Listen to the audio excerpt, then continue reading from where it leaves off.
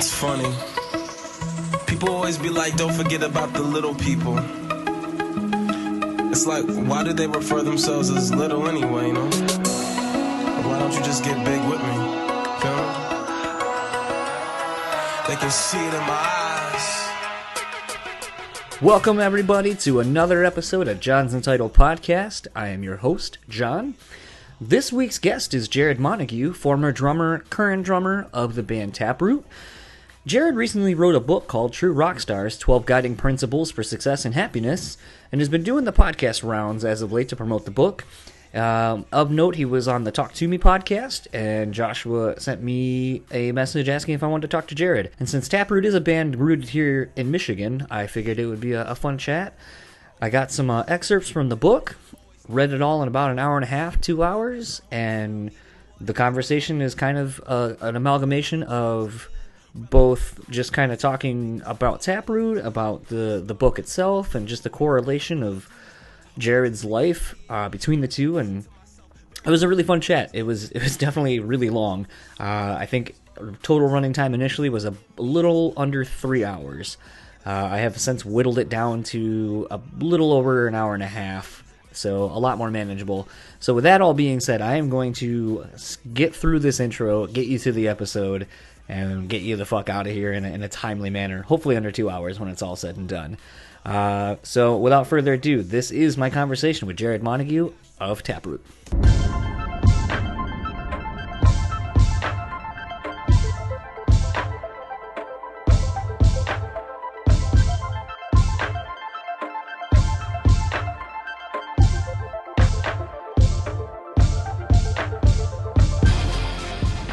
So we'll hop right into it. I am sitting here digitally with Jarrod Montague of Taproot fame. Jarrod recently wrote a book that's coming out soon. It's called True Rockstars, 12 Guiding Principles for Success and Happiness. Before we get to the book and what made you want to write it, let's get a little bit of background about you and how you came to be the drummer for Taproot. Yeah, sounds good. Yeah, thanks for having me. This is great. So I don't know how far we're going to get into it, but I decided that I wanted to play drums when I first heard Metallica and Justice for All in 7th grade. And up to that point, some of my favorite bands were INXS and Guns N' Roses. And so we're talking probably 88, 89. And I grew up on kind of top 40 radio, so I was really into Billy Joel and Huey Lewis and Prince and all that stuff I was really into. I listened to Casey Kasem's Top 40. So I really gravitated towards music. And I grew up taking piano lessons. But once I heard, I was at a birthday party, and one of the guys had a VHS tape of it ended up being a Minor Threat video, and they were doing moshing and stage diving. And I was just like, what are they doing? I'd never seen anything like it. And so I started asking about, what kind of music is this? I'd never even heard it before. And somebody told me about, hey, this band Metallica has this new tape out. So went to the store, got it, put it on the headphones. At night I was laying in bed, and I was just blown away. For me, it was more of it was the talent that was involved with it that really struck me. Just how could they be playing that fast? I could pick apart, obviously, the guitar and the drums, but I couldn't believe they were playing that fast and, having all these intricate time changes and all this stuff. And it was like intelligent lyrics, exploiting their supremacy.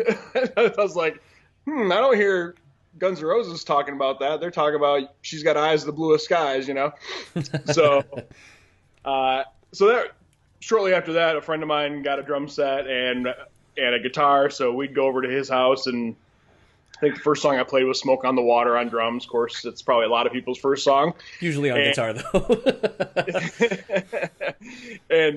And ultimately, I ended up buying my own drum set in high school. So I was kind of a late starter compared to that. I didn't go through marching band or any of that stuff.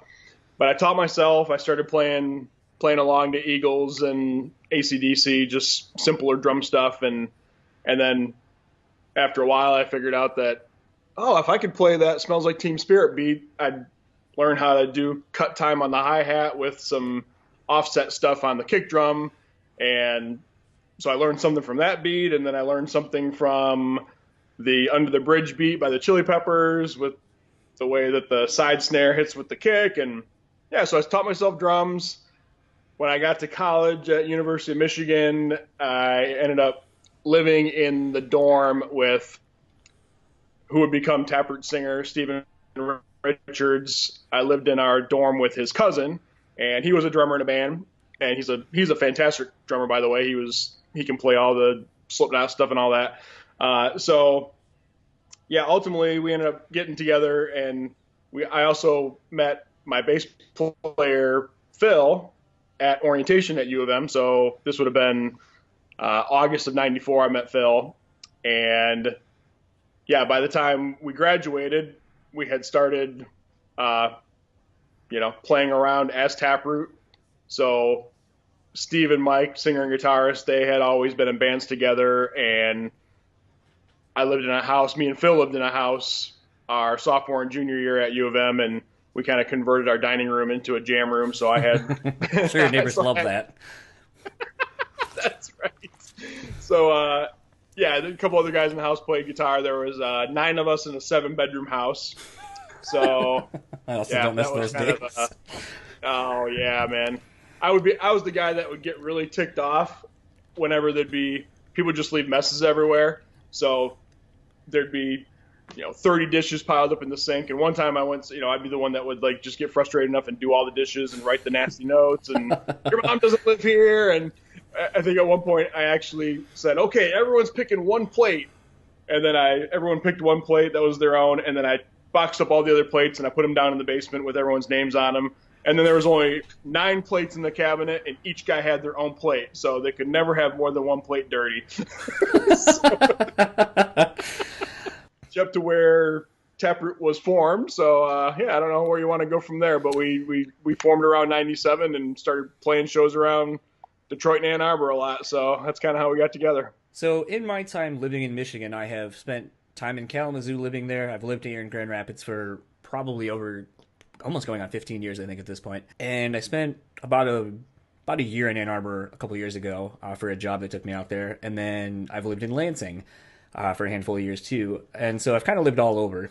But something I was trying to think of in my time in Ann Arbor is outside of like the Blind Pig, there's not really anywhere for bands to play that I can think of. And so I was going to see if that's changed in the probably almost 2 decades since you all were there forming Taproot. Like, was there much of a local scene for you guys in Ann Arbor, or was that the reason you ended up going to like Jackson, Flint, and Detroit, and even here in Grand Rapids to kind of build your band up early on? Yeah, that's exactly the case. The Blind Pig was the only place where a rock band could play, and there's some small little jazz clubs, but for the most part, there wasn't definitely not a heavy rock scene in Ann Arbor. There were some cool, I guess, kind of funk bands. There's a band called The Bucket, and actually there's a band from Kalamazoo called Knee Deep Shag that would come play quite a bit, and they were cool to watch. But what I think, thinking back on it, part of the reason we may have stood out a little bit is because what we were doing was really different from what was going on in Ann Arbor. And we were coming from I'd say kind of the Korn, Limp Bizkit roots and the Deftones. And so that's the kind of stuff that we were listening to that was really influencing us. And I remember when I heard the first Head PE record, I was going, what is this all about? This is cool. And we were listening to Zebrahead. And so we're kind of going towards that, almost kind of like what's the next evolution of the rap rock screamy stuff, and how do you start to introduce a little more melody? I think that's what we're trying to get to.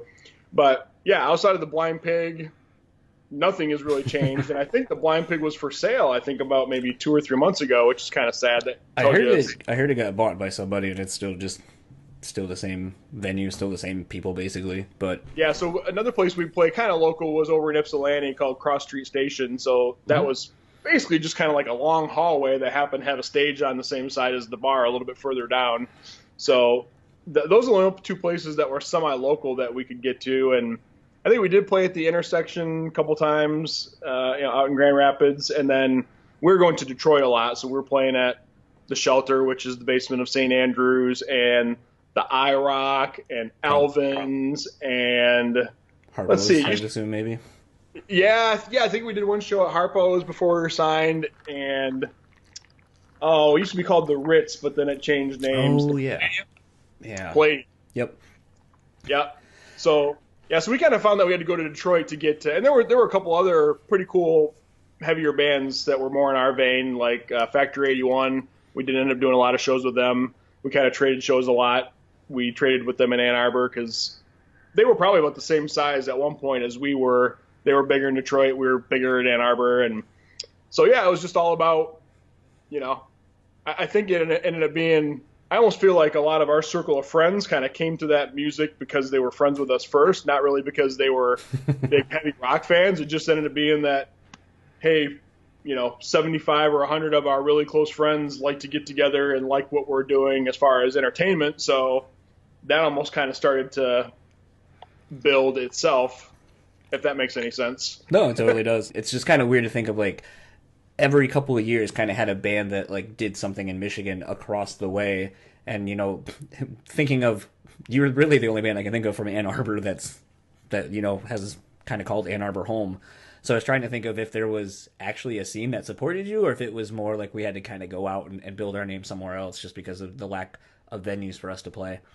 It is interesting. I've always felt like it never felt like there was a unified theme of music coming from Michigan, right? You could say, oh, well, Detroit's known for rap, but that's maybe because of ICP/Eminem/. But even that hadn't really happened yet at that point. Right, that's right. That was like just on the cusp. That was probably happening right around the same time as you guys were starting out in Ann Arbor, which I'll get to the Eminem thing in a little bit because I thought that's too interesting not to touch on. But so something that's kind of struck me is interesting is, you went to school for, I'm probably gonna get this wrong, for psychology. Was that with a minor in, it wasn't sociology, it was something else medical related. I'm blanking though. Yeah.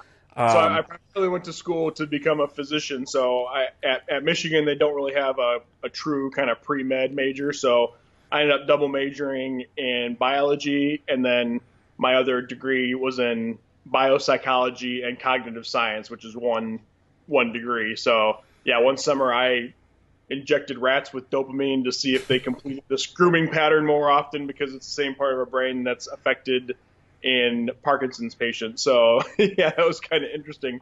But yeah, my original intent was to become a physician.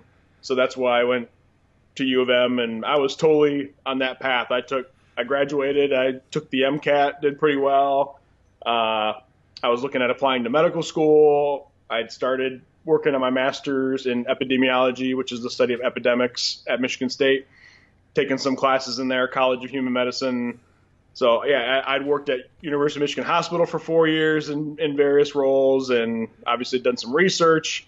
So yeah, the whole Taproot thing, it just kind of took off around 99, and all of a sudden we had kind of formed this relationship with Fred Durst, and all these major labels were calling, and they're flying us from LA and New York to showcase for different people. And I kind of I'd come to that big fork in the road where it's like, okay, am I going to go do this rock thing, or am I going to still become a doctor? And I had to make the decision. I decided to give it a shot. And so I dropped out of Michigan State's graduate school program and went on the music path. So how close were you to actually getting your degree? I don't think you mentioned how close you were in your schooling to your master's or whatever. So I kind of was interested to see how close you were to actually finishing your school, and if you've actually gone back and finished since. Yeah, great question. So I graduated with my 2 bachelor's degrees for undergrad, and then I completed a year of my master's in epidemiology. So I would have at least needed another year to graduate with the master's and done a dissertation or a research project. And so I would have had another year left to do my master's, and then I would have had a master's of science in epidemiology. So a lot of people go into public health, or they go work for the CDC with that degree. But I probably would have still wanted to apply to med school. And then, of course, that would have been another 8 to 10 years. So I could have done something with the degrees I had, or done another year and done something with the epidemiology degree. But yeah, my path took kind of a different track. And after I did the Taproot thing and, ultimately decided to leave, I kind of fell into a different career. And even to this, and so now I've been in my current career for 12 years. I work for a global real estate company, which is JLL. And And I still miss healthcare a lot, and I really consider myself a scientist at heart. So I have thought about going back to school, but at this point, I have 5 kids, and my career is going well, and I just wouldn't want to be a broke college student again just to go back to med school. So I don't plan on going back to school anytime soon. You had mentioned you guys collectively as Taproot being into bands like Korn and Limp Bizkit and stuff like that. And something you had mentioned in the book was getting the $3 Bill Y'all tape ahead of time. And as I was trying to think, it's like, I know there used to be demo tapes. Obviously, I have the Taproot demo from before your first record even came out. But trying to think of how a band kind of would, like how you guys would latch on to the sound that sort of was happening without really having any access to a medium that would allow you to hear all the bands that sort of became your influences and then eventually your peers. So how did you guys kind of figure out to start marrying this new metal sound as it later became? How did you guys end up finding those bands and getting into that sound and kind of creating your own stamp on it? Yeah, I think it happened pretty organically, but we were one of the first bands that were on a lot of those old message boards on the internet. And actually I think the PRP was of course it was the Pimp Rock Palace back then. Yeah. And that was one of the places where we all were going to constantly to figure out what people were talking about and what else was out there. And I remember us and this other band, Juice, who became Edema, were 2 of the more active bands on there. And I think we probably heard about Limp Bizkit from there. And also just hearing about tours that were happening. I think they were opening for Seven Dust.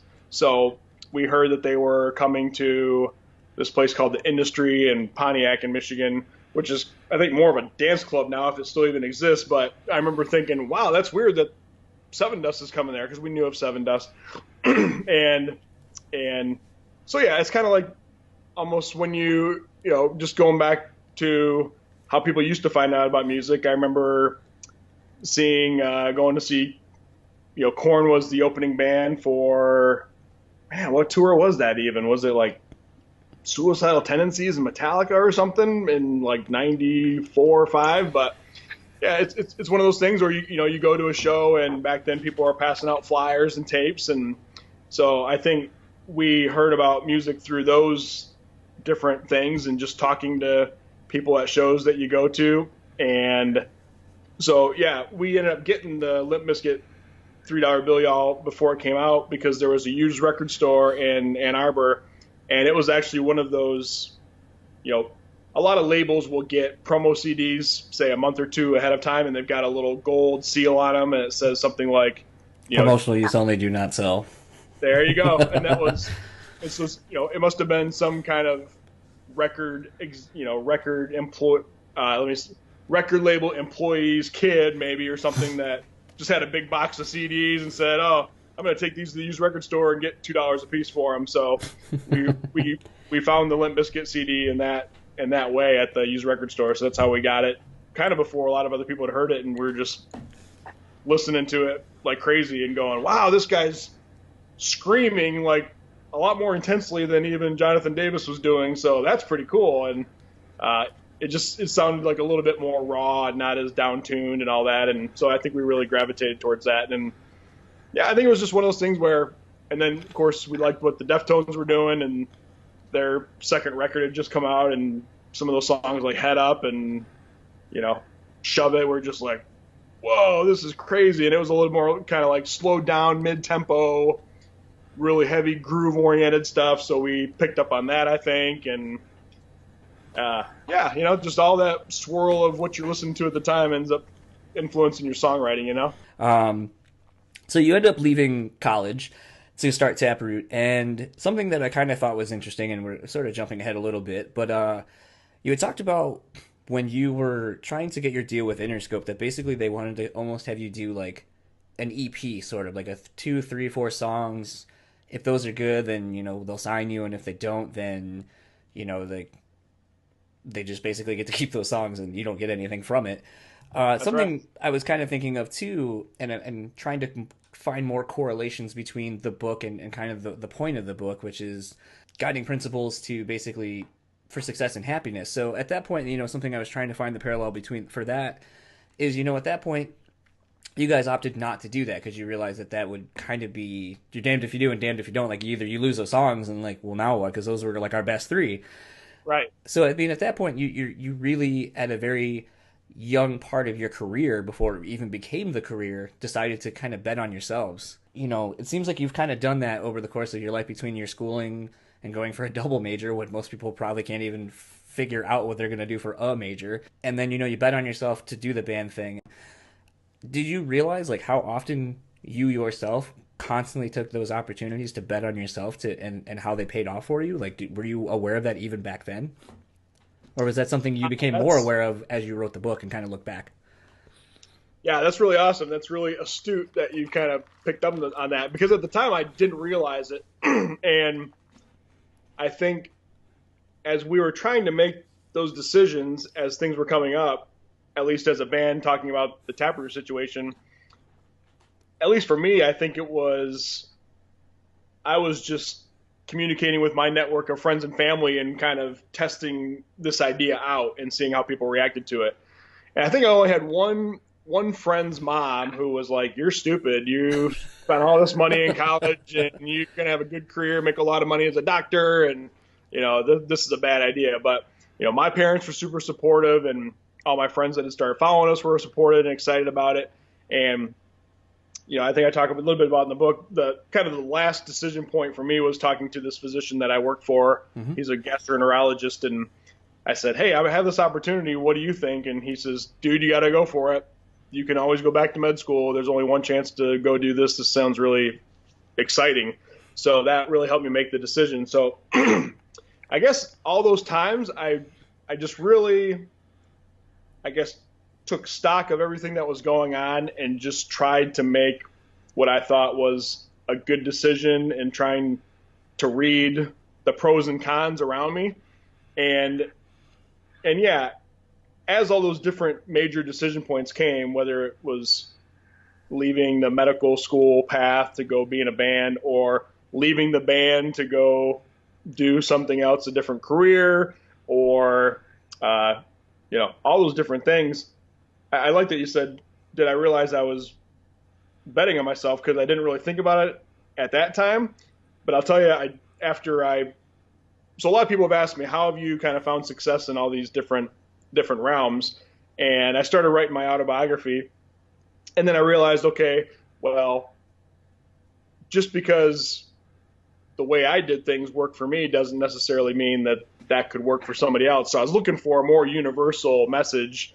And that's where I started doing a lot of research on, what makes people successful, but also what makes people happy at the same time, because I don't define success as just that, you're a millionaire, or you have a big house, or you have a fancy car, or whatever. I think there's a lot more to it, and that you're, happy in your success and fulfilled. And that's a lot more interesting to me. But I will say, after I did kind of realize that, while I was writing the book, that I was betting on myself. I bet on myself again with writing the book, because I had a couple situations, or we as a band had a couple situations where we wanted to do certain things with some of our past music.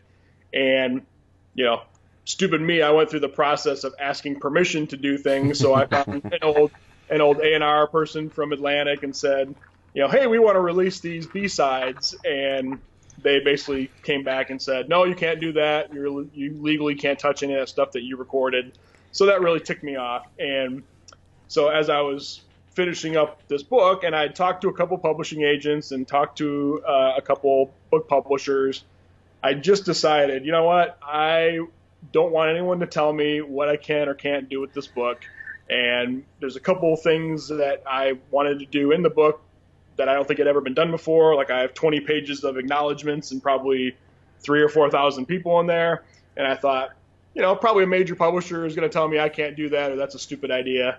So I consciously decided, hey, I'm just going to kind of bet on myself again. So I think now that I know that, and that it has worked out for me a lot of times, maybe not necessarily, with great financial success, but more, I guess, just integrity and knowing that I was able to do something the way that I wanted to see it through, Mm-hmm. that's become really satisfying for me, and that's kind of why I decided to self-publish the book too. So, yeah, great question. That was fun to kind of think through, and I think that was astute of you to recognize that. That's cool. But I think the thing, with this book, obviously, like you're trying to get some publicity about the book, and if you don't kind of find ways to, I mean, yeah, I can sit there and be like, oh, there's great stories about your time in Taproot and the tours you did with Papa Roach and all of these things to help sell it. But on the flip side, it's like I feel like I'm doing a disservice if I don't try to ask you questions about how the book correlates to things that have happened to you, because it's basically the whole reason you wrote the book. Yeah, that's exactly right. Yeah. So I mean, That's cool. it's kind of like a thing where I feel like I'd be doing a disservice if I didn't really try to help correlate the book in different ways in some of the questions I'm asking. You had talked about when you guys were writing your second record, Welcome, that Toby Wright basically challenged you to become a better drummer. And I was thinking about in the times that I have been a manager in retail and food and stuff like that, and I have to basically get the best out of someone, whether they're capable of doing it or I have to figure out a way to basically pull the best out of them. In the book, you kind of talk about how it hurt your feelings initially and how you got upset, but then you persevered and were able to kind of go like take it as a personal challenge, like almost like I'll show you, like you don't think I'm good enough, like I'm gonna go to the studio, I'm gonna like write the songs we're writing or perform the tracks, and I'm gonna go home and I'm gonna do some homework on some stuff, and I'm gonna try to write better parts. I'm gonna come back to you and I'm gonna prove that I belong in this band that I basically helped start, and Right. it didn't deter you. Whereas something I thought of right away, when that happened was, and I don't know if you've seen the Foo Fighters documentary where after Dave Grohl got basically the rhythm section from I think it's the Get Up, not the Get Up Kids, Postal State. Yeah, and the drummer basically wasn't up to par, and so Yeah, Dave went yep. back and then re-recorded everything. Yep. And I was thinking about how that's probably a lot more common than a lot of people think it is, that people come back through and will do re-records, or they'll have someone else play the parts because they know they can get it in there and get it the way it needs to be. And whether the person ends up finding out because they tell them or they don't. But I like the fact that it really impressed me that, the producer, that Toby basically was just ballsy enough to be like, I don't think you're good enough right now to perform on this record. And That's right. a lot of people probably would have just been like, well, fuck you then. And then like either been a pain in the ass to deal with, or the flip side of that is they probably would have given up. And I think it shows, I mean, obviously you've proven with the fact that like your schoolwork and the workload of, going and doing a double major, having to do your homework, going to classes, trying to do band practices, playing shows on the weekends. Probably, I think you had said you had like at least one or two jobs. Yeah. In addition to all of that, you put in, you're not one that gives up, and anything you have is worth fighting for. And so when I was reading that, it really kind of impressed me that even, back then in a day where people would probably be like, well, fuck this, like I've already had one record under my belt, we're a good band, we've had all these successes, that you didn't throw the big pity party and then give up. Like you actually went back and got better. And kind of wanted to, I mean, I know I already just kind of talked about it, but can you kind of go through a little bit more of like what that was like in the headspace you were in for that during Welcome? Yeah, so at that point, so Toby Wright, we had selected as our producer, and he had kind of had a reputation for taking bands to the next level, and we knew that the way he did that was by challenging people. So he did, he had just come off of, I think, Seven Dust Home, if I remember right, and Corn Follow the Leader. So I think Corn Follow the Leader was the big one where it was like, wow, they went from Life is Peachy to Follow the Leader, and now all of a sudden they have, not only did they have Got the Life on MTV, but you could tell that, in my opinion, the songwriting was a lot more mature. So that's what we gravitated towards. And so we kind of knew that we were going to be in for it. And we had, I think at that point, we probably had, 20, 25 songs written when we first got with Toby after we had toured on the cycle of the first record. So we thought it was just going to be, okay, we're going to pick our best 12 songs and record them and we're done. And he sat down with a pad of paper and he first, we'd play the songs and then we'd talk about the structure. So that was the first time we really thought about, okay, how many choruses does this have? What's the B section doing? How long's the bridge? Are we going back to the chorus? Are we going back to a verse? And So really started talking about song structure and really tearing those apart. And he really challenged us on those parts to say, hey, is the chorus for this song only the chorus because it's the next part that you wrote after you wrote the verse? And that was really interesting to think about and really think about what is a chorus supposed to do versus what is a bridge supposed to do and all those songwriting pieces. So he had already said, yeah, you guys probably have 5 good songs. We were just like, what? We were like freaking out. We had these 2 rental apartments in Los Angeles, and we knew that the label was spending all this money. And so we thought that, oh my gosh, we're going to be out here a lot longer than we expected. So yeah, so it was time to get serious, and he was really challenging us. His favorite word was stock. He's like, that yes. Guitar riff sounds too stock. That drum part sounds too stock, And so yeah, we were already in that mode of being challenged, and he was kind of ripping us apart and telling us all that we sucked. And so I just remember we were in this rehearsal studio mates, and that's pretty cool. You mentioned the Foo Fighters documentary. They were there quite a bit, and in fact, there's one part of that documentary where they're rehearsing, and they're actually in the room that we wrote most of that record in. And wow. Yeah, it was really cool. It's called Mates. And so I just remember looking out the door, and Toby and our manager were outside, and they closed the door. Beautiful sunny day. We're in this dark room, and yeah, maybe later that afternoon or evening, I talked to my manager, and he basically said, hey, Toby doesn't think you should play drums on this record, and he thinks I don't think it was all about my technical ability. I think it was more about just creativity and trying. We were really trying to take the band to the next level, and I was just kind of playing some standard beat along with what we're coming up with instead of trying to, do something creative. So, so I guess my headspace was, it was to me, it was just, it wasn't an option for me to not play on the record that my band was making. And it wasn't an option. So I just had to figure out, all right, well, how am I going to prove them wrong? And, as I look back at all those experiences that, even to that point in my life, I was maybe 23, 24. I had already learned that hard work was really a way to get kind of to the next level of anything that you were trying to do, along with a lot of other factors. But, I just had learned that, okay, if you put in the hard work, it can pay off. And so I went to Guitar Center and I bought a practice drum kit, which is basically they've got kind of net heads, and so they're really quiet, so you can play them in apartments. So we'd record some ideas for songs in the studio during the day, and I'd go back to the apartment at night, and I even got some drum videos and some drum books to practice my rudiments again. But then not only the technical stuff, but I would also just say, okay, how can I make this beat a lot more interesting? And if you want to, like our song Mine, that was the first song on Welcome.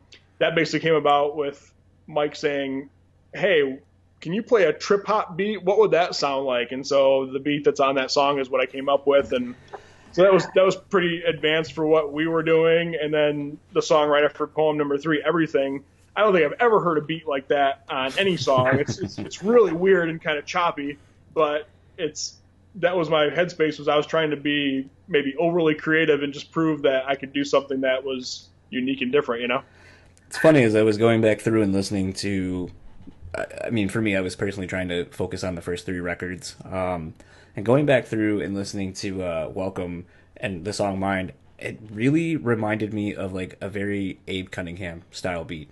Very heavy on like the hi-hat drum, kick drum. It's basically your rudiment 3 pieces and then playing around that.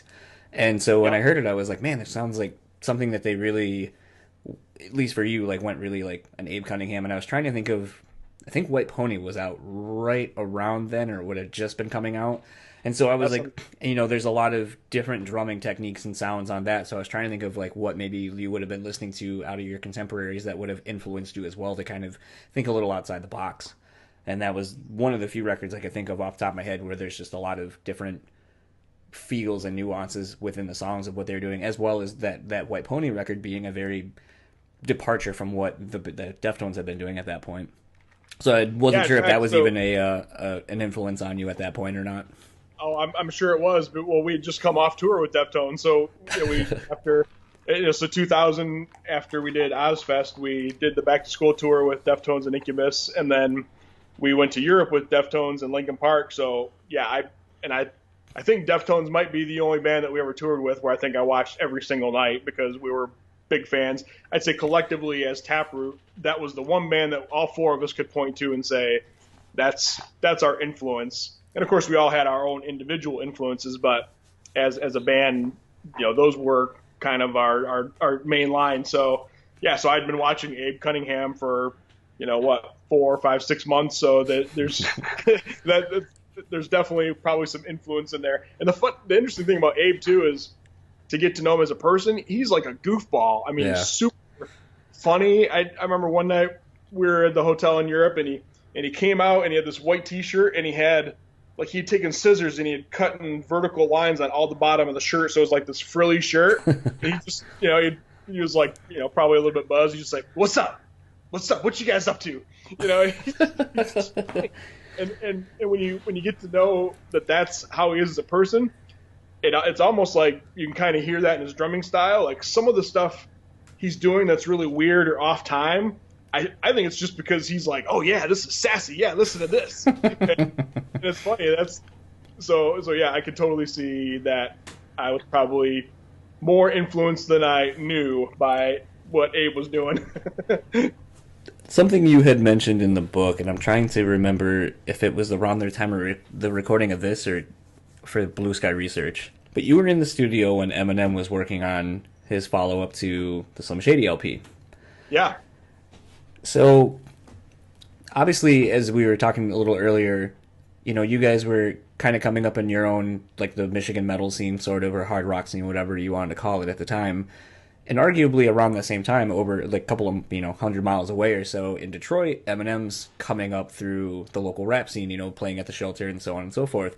So I'm sure you sort of were around the same venues and stuff and maybe saw his name on local showcases or whatever. But at this point, with him blowing up as much as he had over that short amount of time as well, and now you're in the studio with him, like, was there, you talked about like how you ended up having lunch where Dr. Dre was and how kind of awkward that conversation was, which I won't give away. I'll just say I feel like it's a very Midwestern white person thing to have happen where you're like, "Oh, hey." Absolutely. And you don't really know what to say. But by chance, did Eminem ever like come in to check out what you guys were doing? Because I mean, at that point, I know Devil Without a Cause by Kid Rock would have come out and he would have done that song, Fuck Off or whatever, with Kid Rock. So he's kind of already been in the metal world for a hot minute, and I think at that point he'd already done Warped Tour as well. So he's kind of been known at that point, around that same time, to dabble within that genre.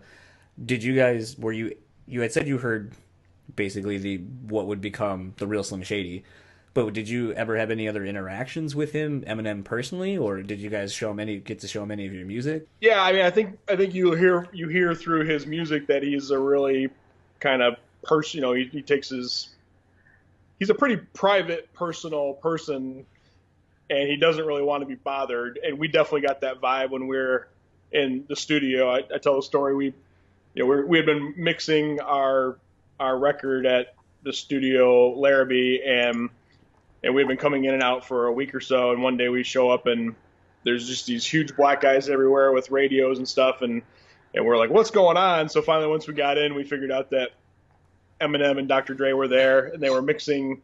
I heard that loop over again. I heard that from the studio for a whole day, and we figured out that, that day I only saw Eminem on the phone one time, and he was arguing and just like screaming. So I figured that he was probably arguing with Kim based on what I'd picked up from some of his songs, and I did get to meet Dr. Dre in the little lunchroom there. But yeah, to be honest, I never really talked to him. The only other time that we saw him, my wife and a couple of her friends had come out to LA when we were recording, and we went to the Beverly Center, which is a mall kind of just near downtown LA, and we actually saw him sitting in the food court, and my wife says, "Oh my gosh, that's Eminem, let's go get a picture." And so she walked over to him, and he's like, "Can't you see him trying to eat?" And he was all mad. So then she came back, and so she's like, "Oh, he's such a jerk," or whatever. But then, like maybe half an hour later, he actually walked back over to the table and he's like, "Y'all want to do this picture?" So,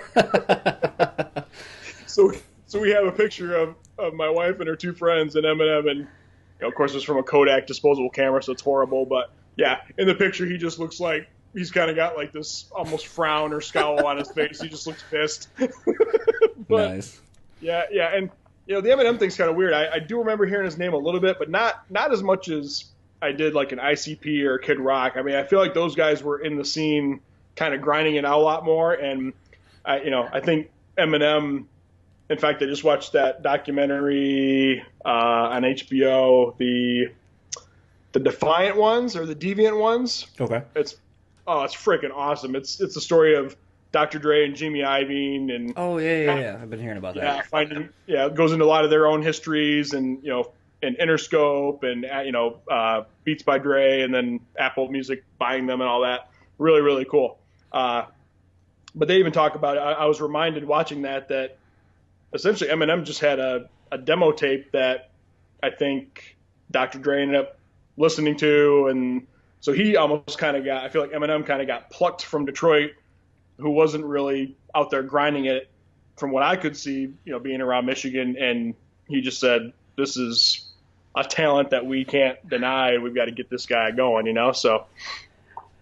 Kind of speaking to some other bands that have, when you played with them, and I've kind of since have always referred to this as like the Seven Dust principle, where it's like Seven Dust took out so many bands that then just went on to skyrocket past them. But it was like they were like the best A&R as far as being a live band for touring. Like if you wanted to be successful and like go to that next level, like go tour with Seven Dust and then put out a record, and you would just apparently achieve like superstar like Stained and just got so many bands.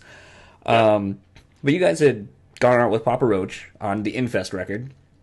Yep. And it's funny to, when reading your book and thinking about some of these time frames and remembering when these records came out. But it was interesting to think about you guys being on the road with them and being able to see them break so big, like right away, like, going in a day and age where albums actually sold and you could literally see what the album sales was doing, or the exposure on MTV and stuff like that when that was still a viable platform. Yep. It's interesting to kind of think about that in correlation to where the band is now, because I mean I remember seeing them on the Love Hate Tragedy tour at the Orbit Room, which holds I think about like 2,200 people or so, and Nonpoint also like putting out kind of a stinker of a record, but collectively I think maybe they only pulled in like maybe 400 or 500 people. And they were basically written off after that. And then they put out, the next record and it reshot them back up. But it's interesting when I was thinking about that, like, with some of the bands that you've toured with and seeing them at, like, their lowest, or not their lowest, at the earliest time before they, like, really were anything, what was it like kind of touring Papa Roach? And did you know that they were going to be as big as they became? And is it kind of weird to see that they're still out there and still a very viable rock band? To you? Yeah, it was, Papa Roach was definitely one of those bands that you could just feel that it was happening, and like you said, it was very visible because, that tour that we did with Papa Roach was both of our first national tours. So, and we had both built similar followings in our respective places. So we had kind of built a pretty good name for ourselves, enough to get label attention in southeastern Michigan, and they had done the same thing in Northern California. So we drove out to Sacramento, which is where the first show was, where they were from, to start the tour. And so that would have been, I think, April of 2000. So it was right after we had gotten signed and we already had our first record recorded.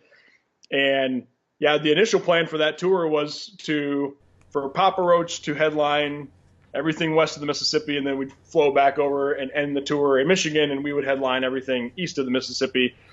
But when we started that tour, Infest was, Last Resort was already blowing up on TRL, and, that was another fun time back then because it was like the battle of the hard rock bands versus the boy bands. So I think people kind of latched onto that, and everyone was calling in and voting like crazy because they didn't want to see NSYNC and Backstreet Boys beat Korn and Limp Bizkit and Papa Roach. So that was a really exciting time in music too, and I think that really helped fuel a lot of that excitement. But yeah, so we played in Sacramento and I think San Francisco, and we played a show in Palo Alto, I think. And I just remember during one of those shows we heard the first week numbers come back.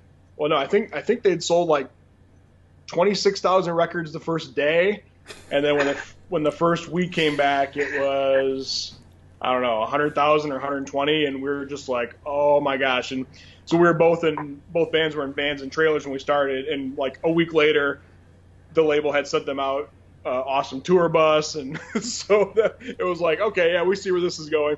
So yeah, and it's interesting. I mean, those guys I still consider them good friends. I still am able to keep in touch with a lot of the guys, and it's, I think a lot of it goes back to just that hard work and being a good person and treating people well, because they have always done that in the business, and they're really good people, and they're hard workers, and somehow they always, in my opinion, they always find just a little something to tweak in their sound that makes the next record interesting and exciting to listen to. Like that last record, Fear, kind of felt a little digital to me, and I was like, this is kind of cool. They're doing something different, and I think that they've always done that really well. And like I said, they're just really good guys. They're humble. When I see them, they still talk fondly about that period of time and that tour. And I think Jacoby was just on Sirius XM. They did a takeover thing, and he was talking about Taproot 2 months ago. So that was really cool.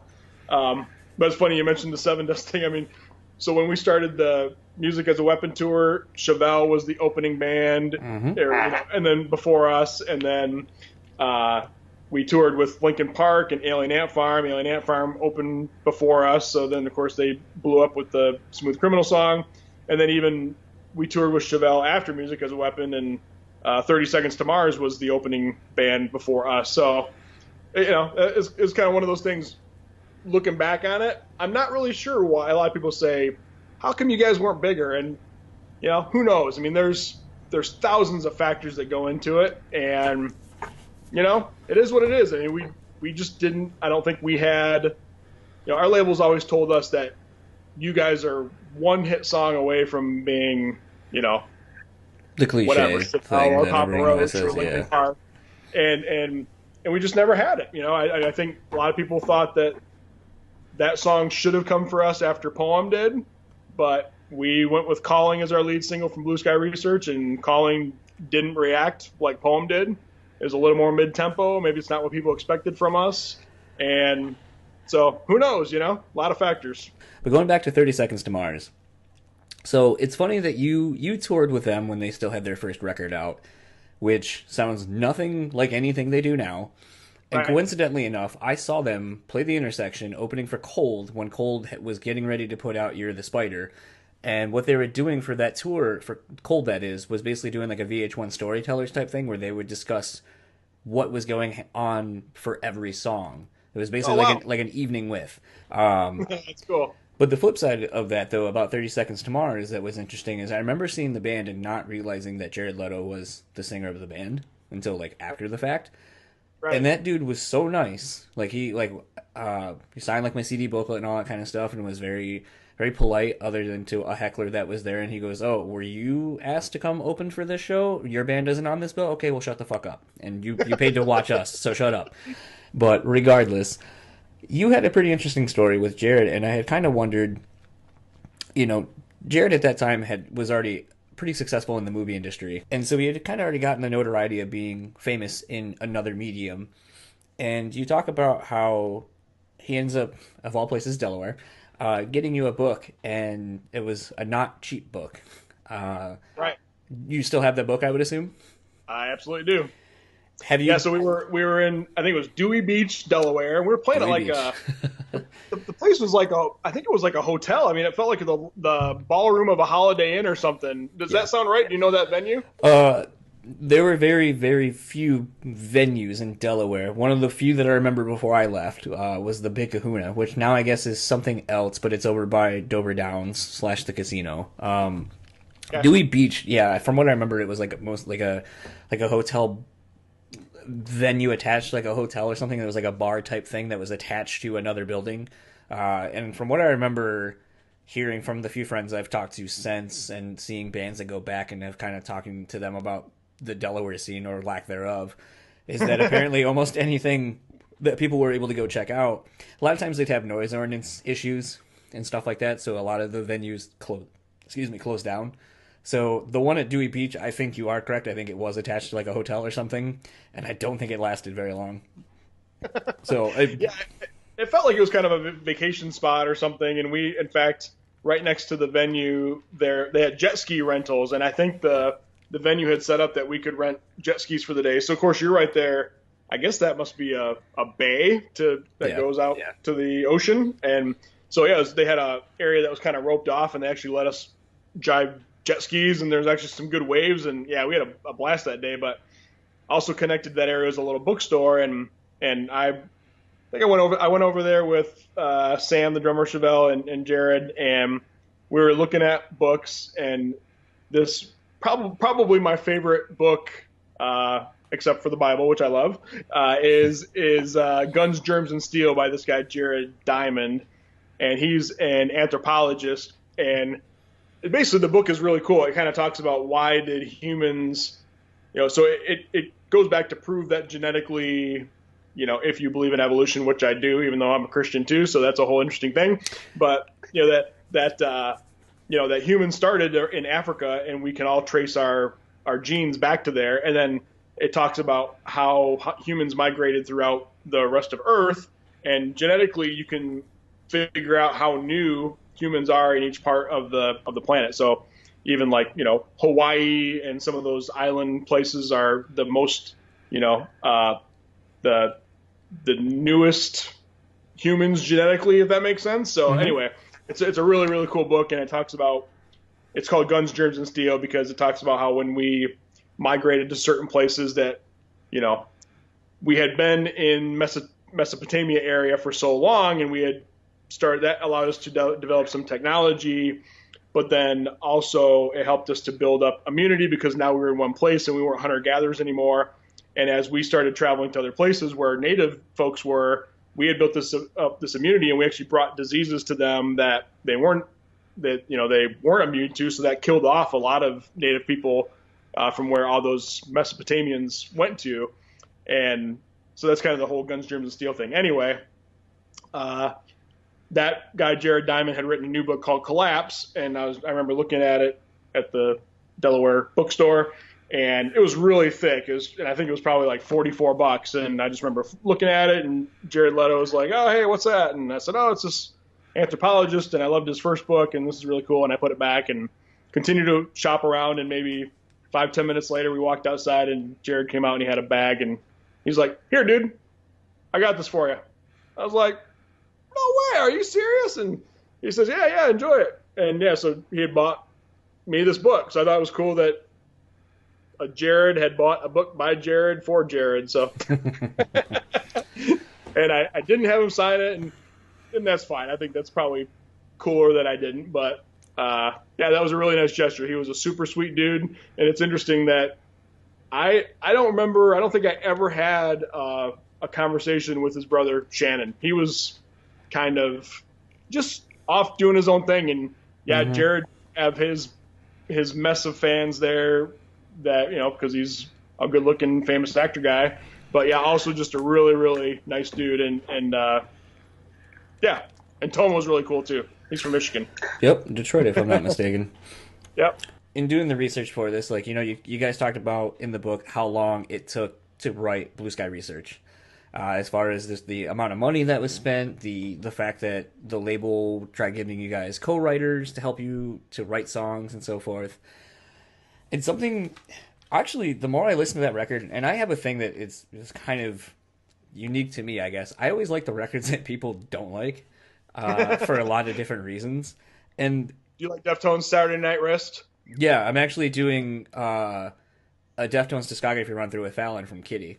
Oh, are you? Oh, cool. Yeah, so we just finished up Diamond Eyes, and we're gonna be doing the next one next sometime in the next like couple of weeks. But So what do you think? I've got kind of just an interesting story that I don't tell in the book that made me think of this. What do you think of the self-titled record?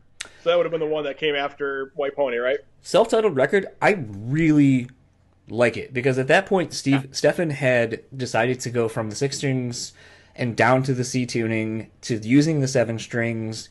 Chino's playing a lot more guitar with the band, so the band and Frank, and this is something that if you go back and listen to Fallon and I's chats, basically from White Pony on, Frank really gets involved with filling out the band's sound and incorporating a lot of what he does. And you hear a lot of it on the record, but when you go see some of these songs live, like you really can hear what he's doing. And it's sometimes like a song like Minerva, it's not about what's necessarily being played, it's about what's not being played that makes the dynamic so much better. It was one of those things where there's so much stuff going on that record that showcases like that the band can do anything. However, there's some missteps like the one that basically I felt like was basically just an excuse to try to launch Team Sleep under the Deftones moniker. Yeah. Lucky You, that was on the Matrix That's a good way to put it. Good stuff, but it's like, you know, I think for people who were waiting for and expecting White Pony 2, like I think they made the right step in doing what they did by not basically making a White Pony 2. Yep. However, I feel like it's taken people at this point almost 10 years to finally admit that that's not a bad record. I was definitely going to bring up you doing the mic noise during their sound check on White Pony, because to me that's really funny, and I don't think I would have ever thought to have done that, but I wanted you to tell that story on here because I think it's very funny. But go ahead and tell your Deftones story that you were setting up for.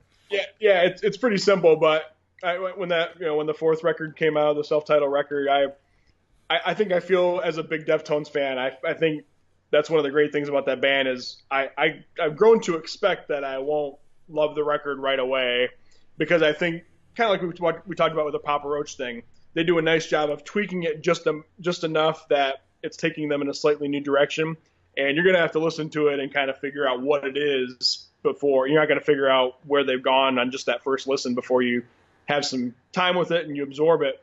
And that fourth record definitely grew on me a lot as I continued to listen to it. And I knew pretty quickly that I liked it and that it was going to be one of my favorite records.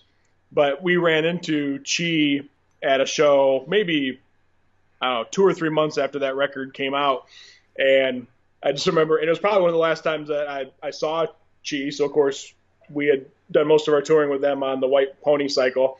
And I just said, "Oh, hey man, how you been?" Got a little caught up on that stuff, and I said, "Hey, I love the record. It's really cool." He's like, "Yeah, I don't really like it," and he was just dead serious. I mean, and I got to know him well enough to know that he wasn't joking. He just didn't like it, and so I think that's another interesting piece about that band is they, such strong personalities. But in kind of going back to Blue Sky Research, though. Something I noticed, honestly, and you can tell me I'm wrong, but I feel like, honestly, your song structures and your choruses and your hooks were so much better on Blue Sky Research than anything you had done previous to that. And I think the arrangements were better, the parts led into one another better, and I even think the clarity of everything was better. Like, because even going back and listening to Welcome, like, a song like Mine, where there's just such a fight for space up front. It's like, yeah, okay, here's the bass, and here's the guitar, and here's all the drums playing over it. But it sounds so stacked on top of itself to me that it's like you just kind of lose the clarity of each individual thing, and it just sounds like kind of like a garbled mess at times. Like, and Yep. I mean, I know Toby Wright is a great producer, and I think a lot of the records he's done is great. But sometimes, as just a fan of music and listening to so much different music, when I listen to Blue Sky Research, I'm like, this, I feel like it should have been the record that took you to a bigger level. There's actually a lot of songs I feel like could have been on an active rock radio, even now. I just don't know that either the label thought that they were good enough to be there, because it wasn't what active rock radio sounded like then. It then made me start thinking about the different avenues we have now with, like, terrestrial radio, like XM, and and Spotify, and like, you know, how people hear their music now, because that's really, and you kind of mentioned it in your book, that's really the end of people buying physical music the way they do. And Right. the unfortunate thing is, you know, Calling, which one of my favorite stories in your book about that song, and I've said this, I remember saying this to my friends when it came out, and I would go, I love the Def Leppard of the k instead of foolin'. I was like, it's foolin'. That's the chorus. It's fucking foolin'. Yeah. And people were like, nah, no. And I was like, no, it totally is. Instead of they went a couple letters down into k. And everyone was just like, oh, this band sucks now. It's not good. And I remember like kind of going to bat for it when it came out and really enjoying it. And then it's just, you know, something I've not really thought of for a while. And then going back to it, I was like, man, these songs are really good. The production on it and the writing, I think, is one of the stronger records you had put out. I just don't know if it's the fact that like nu metal was kind of going away at that point and metalcore was starting to come in. And so obviously the shift of not only what the popular heavy music is, but the fact that your loss of active radio the way it typically was, you know, when you talk about budgets and stuff like that, and something, you know, that I'm going to kind of ask this question, but it relates to Blue Sky Research as a whole and what I've just said. But you I feel like have had an adaptability to learn your time in the time in the band, in not only just the band itself but the music industry. But how have you also applied maybe something that you learned from like Blue Sky Research and just the tumultuous time of trying to create something and kind of coming out on the other end of it? How have you applied that to your job that you ended up taking around the same time of that recording process? Yeah. All good questions and good topics to think about. So, Sorry.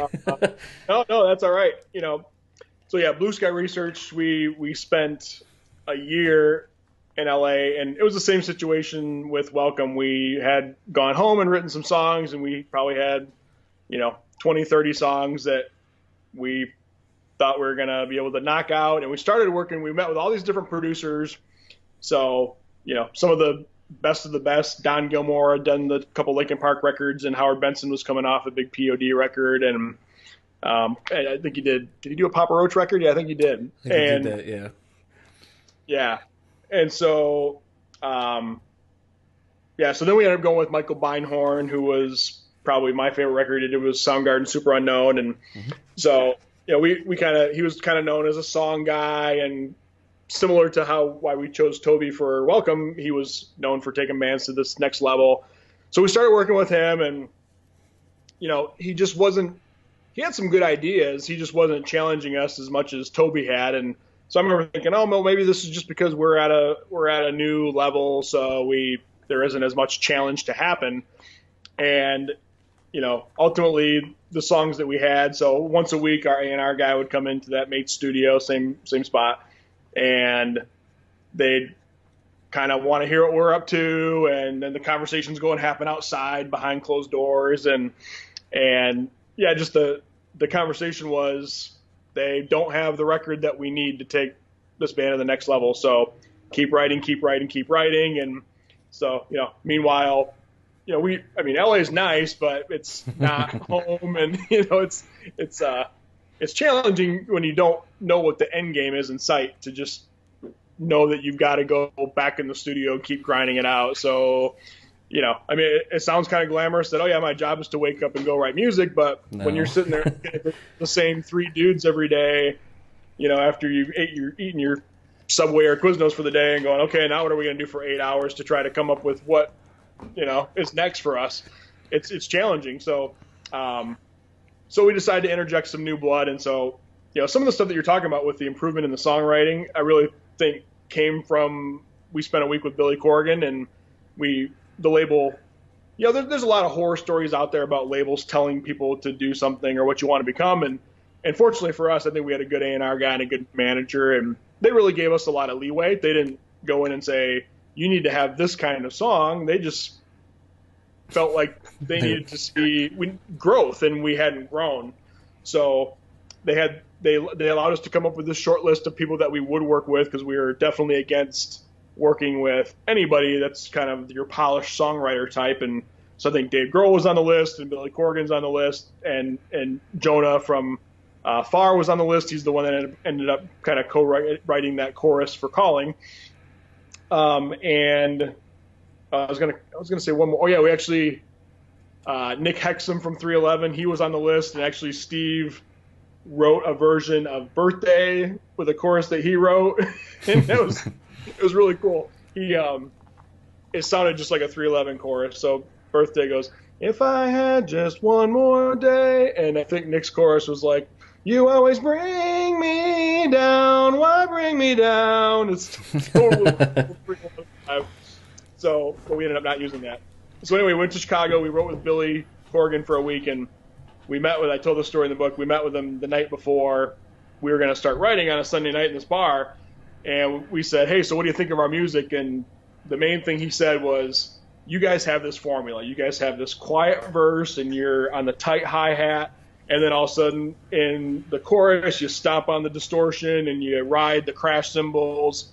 And that's your dynamics for your songs. You go from this meek verse to this loud chorus, and that's all the dynamics you have." And, he it was kind of like, oh, wow, he's right, as we started thinking about it. And so in talking to him about music that he likes to listen to, he said that he was listening to music from the 20s, because in the 20s, you didn't have a whole lot of availability of different changes in, say, effects for instruments or volumes. Right. And so he said that artists from the 20s had to move their songs through chord changes and through smart song structures and that kind of thing. So that's really what he helped us understand when we wrote with him for a week. And I think even though we only wrote with him for a week and he, only got writing credit on 3 of the songs, I think we took that philosophy back to the studio, and we wanted to make sure that we were, one thing that Billy said was, he said, in my opinion, like, the bridge should always beat everything else. Like, you have your verse that steps up to your chorus, and you go back to your verse, and he's like, the bridge needs to be the best part of the song. It shouldn't be the chorus. That should be where it takes you somewhere else, and, that's the part that you want to hear again, but oh my gosh, now the song's over, so now I got to go listen to the whole song again so I can get to that bridge again. and I think so we started thinking about things that way, and I think before that, the bridge was always just kind of an afterthought. We always just says, okay, well, now what could we go into after this that would still kind of make sense and not be too abrupt? And so I think he really brought that aspect to the songwriting, and and thanks for defending Calling. So to me, it's like, I remember hearing Calling as the record, and I was like, oh man, this band kind of is very much before I knew the Billy Corgan story or anything like that. It's like the band finally realized how to write a song that wasn't the same thing, because right from and that's something I was actually going to bring up, is my old roommate Chris Hartley, who used to be in the band Superstar. He was there and played the show that you guys got signed on. That band eventually ended up dissolving and then became Camilla, and became a pretty big band in our local scene, getting a lot of those like Jaeger independent band sponsored things, opening for Korn when they played Orbit Room and so forth. But the interesting thing too, 2 more stories that correlate sort of to things that you have talked about, one of which Chris actually was one of the finalists when Limp Bizkit did that search for a guitar player. Oh, is that right? Wow. He made it back as one of, I think, like the last 8 or so people. And something that I was going to correlate it to was when you were like, oh, I had my best couple of songs, like when Interscope was looking at you guys, and same with Bizkit when they were doing it. It's like, you can't play any covers, you're not playing any of our songs, bring us what you have. And Chris is one of those people, I've known him most of my adult life, that he has always been computer savvy. And so he has folders full of stuff dated from like 97, and like all of his riffs and this song version 19.2 and so forth. And so I remember, he made it that far to try out for Limp Bizkit and made it look like he might actually make it. And wow. And then they put out the Results May Vary record. And I remember texting him, and I go, dude, that new song, Eat You Alive, that sounds like one of your riffs. It sounds like a riff you would write. And he goes, it is my riff. And I my gosh. I go, are you shitting me? And he goes, no, it's my riff. And he goes, so I went. That was one of the first things I wrote, like that I jammed with them. And he goes, it's not the first time that band's actually technically taken a riff from me. He goes, I gave them a demo tape of one of Camilla's like first demos or whatever, and he goes, and I don't remember what it was, but it was on Hot Dog or Chocolate Starfish and Hot Dog Flavored Water. It was like one of the other singles off of that record, and he goes, but I gave it to Wes, and then sure as shit, like that riff ends up being in the thing, and at first I was like, yeah, I don't know, but then like he goes in his Rolodex of like hard drives and finds this like thing and pulls out the riff, and I was like, oh, it's the riff, and it's got the time date stamped on it from like when it was. Like, so I was like, holy shit. I was like, oh, I guess one of two things. You can sit there and be like, well, Limp Bizkit thought my stuff was good enough to be like a hit single and that I can write stuff like that, or you get bummed because you just lost out on, your riff. But your story of like basically going with Interscope and trying to put your best foot forward and potentially losing your songs. Like, I was going to talk about how a friend of mine basically almost got to be in Limp Bizkit and then basically instead got his riff stolen. Yeah, and I believe that 100%, and yeah, I guess we never really finished that thought, or I didn't finish that thought, but yeah, we got a production deal from Fred, and I think there's even this diary of Limp Bizkit Kid Rock show that was on MTV where he said that he was going to sign Taproot and 30 Seconds to Mars to a production deal, and we were excited at the time because, of course, that was our first mention on MTV, but yeah, we got the deal, and we read through it, and yeah, it said you're going to record your best 3 songs with Interscope/Flip, and if we like them, then we'll use those for the record that you'll sign to, or if we don't like them, we still get to keep the rights to those. And so, yeah, like you said earlier, those would have been our 3 best songs, and we didn't want to kind of go out like that. But I remember when Limp Bizkit was doing that contest that the buzz within the industry was, oh, they're just doing that so they can have this big Rolodex of riffs to choose from. So it doesn't surprise me one bit that, I've never heard a story where somebody knew somebody where one of the riffs made it on there, but I think that was part of the intent from the beginning. One of the things about that, though, was that obviously you couldn't record you playing with them, and at that point, part of the final process, because before it was just you go up there, you jam, and then if people thought you were good enough, or whoever was doing the contest, that person would then, forward it to whoever, and then, the goal was to, I guess, like the last 20 or 15 or however many it was, got to jam with the band and just kind of see how that vibe worked. So Chris, he still can't find the footage. It's on a hard drive or a tape somewhere, but he had someone sneak footage of him playing with them. So he has it somewhere of him probably jamming that riff with them. One thing, if I could, I'll go back to, I remember that I didn't finish the thought, but you asked about what did that experience of the Blue Sky year-long thing, how did I apply that into, my career? And I think what it taught me was perseverance and tenacity, and, that the whole thing of where, even I think hard work is one thing, but to keep picking yourself up over and over and over again. I talked about we talked a little bit about going into that same room and trying to reinvent yourself and trying to figure out how you're going to approach something new. And I think that's kind of hard in life in general. You can get into these ruts with your work or with your marriage or with anything really. And it's okay. How can I recognize that I'm in some kind of a pattern that isn't good and look at it from a higher level view and say, okay, I'm going to change this, or I'm going to just keep going because I know there's a light at the end of the tunnel. And I remember when we were in the thick of it and we didn't know when we were going to be finished and when we were going to go home, it felt like, wow, this is never going to end, because there were 4 or 5 times that we thought we were almost there, and then, the door was closed and we had to keep writing.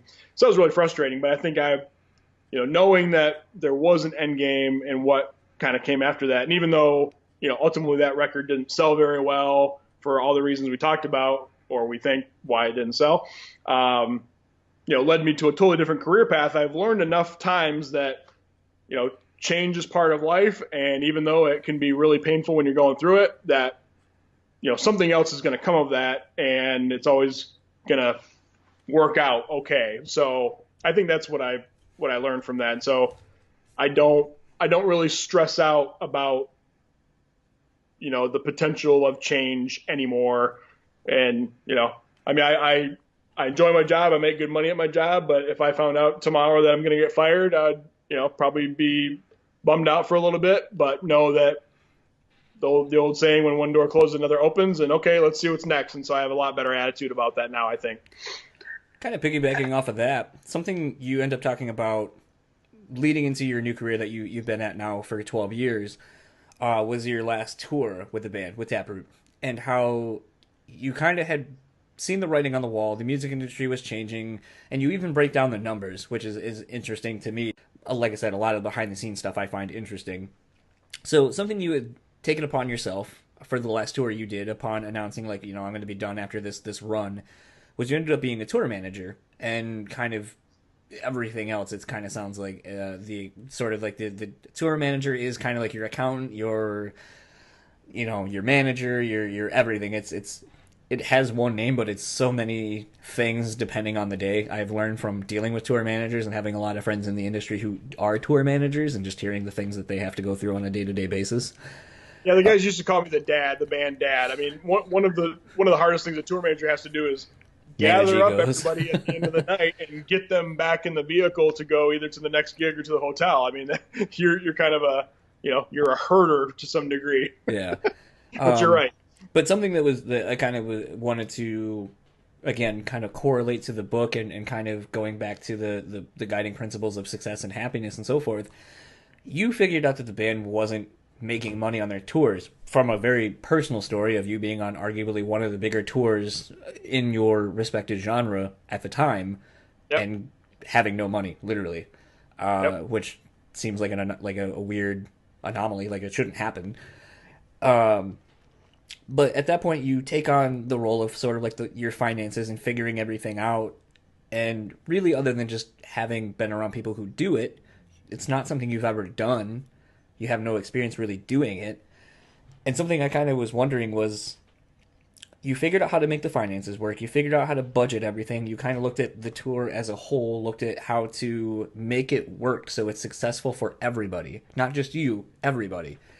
And you probably could have taken more money based on all the things you were doing, because you, like I said, you were tour managing, but you're also sort of like your booking agent of sorts by looking at the routing, figuring out the most cost-efficient way to do everything. Like, there are other people in the industry that kind of do those things, your booking agent and so forth. Do you think if you would have taken the reins earlier that you could have made the band more financially successful in being smarter instead of working harder, to where you could have maintained being in the band? And then at that point, since that was your last tour, what did you take away from that going into to start your new career, basically? Because that's the end of one and kind of closing the book on it, but then starting your new one, but you are taking on a completely different role within the thing that you're leaving. Yeah. So I think I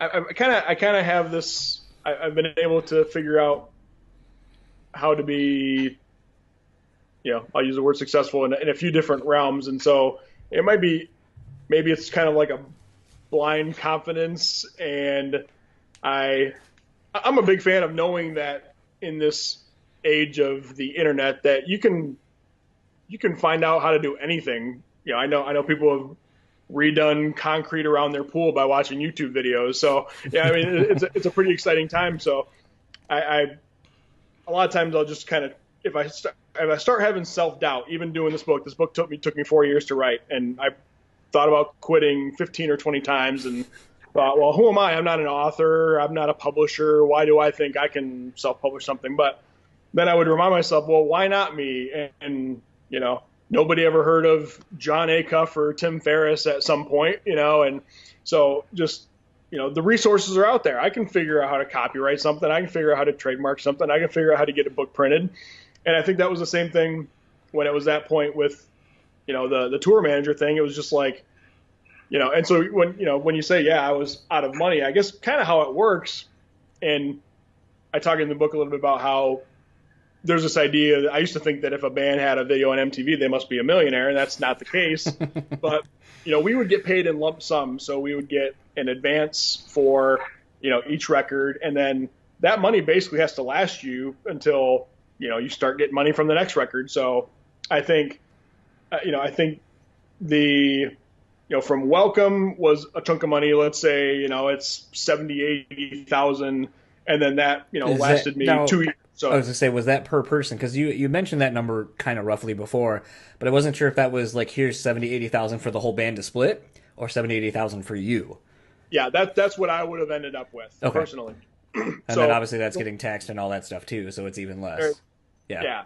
So in advance, our advances were anywhere from, I'd say, 150, 200,000 maybe for the first record, up to 300,000 or 400,000. So with Blue Sky Research, I think our advance, because we did a publishing deal with Universal, I think our overall advance was like $500,000. But I show a breakdown in the book of where that a lot of that money comes off the top. So 17.5% went to our manager, 10% went to your booking agent, 5% goes to your business manager, 5% goes to your lawyer. So it's all these people take their money off the top, then it gets taxed. So I think my money from Blue Sky Research was maybe 60,000, and then it's like, okay, now that's got to last you. So we had it set up with our business manager where he would just give us an amount that we agreed to live on. I think at the time it was $2,000 a month. So, so then all of a sudden it took a long time to write that record. Then it took a long time to record that record. Then we went on tour. And so that whole record cycle was like 3 years. And so, yeah, you break, say 60,000, say if I was living on 20,000 a year, that's, what, 14, 15 bucks an hour. And so, when I tell them the story, I'm on tour with Stained and POD and Flyleaf, and I go to my ATM and I've got 20 bucks in there. I was living on 2,000 bucks a month. I had a $300 car payment and a $400 rent payment, and my share of an electric bill. And we weren't spending money on drugs and women and fancy cars and fancy houses. It was just normal living expenses. And but yeah, it was just that there wasn't any new money coming in from the record because it wasn't selling well. And it was just one of those things like, okay, yeah, I've got to go get a job. So kind of like how I approached the drumming thing, like it wasn't an option for me to not play on the Welcome record. It also wasn't an option for me to go back on the road and not make money. So I kind of did my research online. I called a couple friends, say, hey, if I'm going to do this tour manager thing, what do I got to do? And I'd remember back to just seeing things that our tour manager would do. Okay, he's got to put a day sheet up, and he's got to call the venues ahead of time and talk about load-in and talk about what's going to be on the rider and how we're going to get paid. And so, yeah, I guess I've always had the confidence that, okay, somebody else is able to figure this out, I should be able to figure it out too. And your question's interesting about could the band have been successful longer if the reins would have been taken earlier. And this is what I've really just come to this conclusion within the last, maybe year or so of really thinking about the industry. What's sad about the industry is that, everybody that, when you get signed and when you get plugged in that way, since everything's based on the gross, so everything's based on how much money Taproot, in our example, was bringing in. Mm-hmm. So, and everyone gets their money off the gross. So the more money that's coming in from expenses, the more money that everyone has to take their percentage off of. So there's no incentive for, your manager and your agent and all those other organizations to lower the revenue. And I've kind of learned this from business too, Mm-hmm.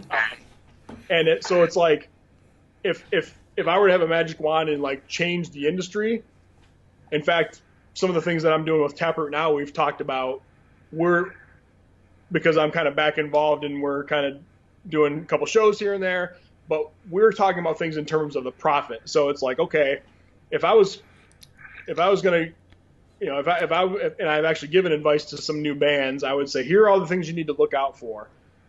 And you should be thinking about things in terms of making sure that you're still financially viable and asking those questions. I mean, yeah, if I would have asked my business manager, hey, how come we had to get an $80,000 advance to be on Ozfest for 2 months?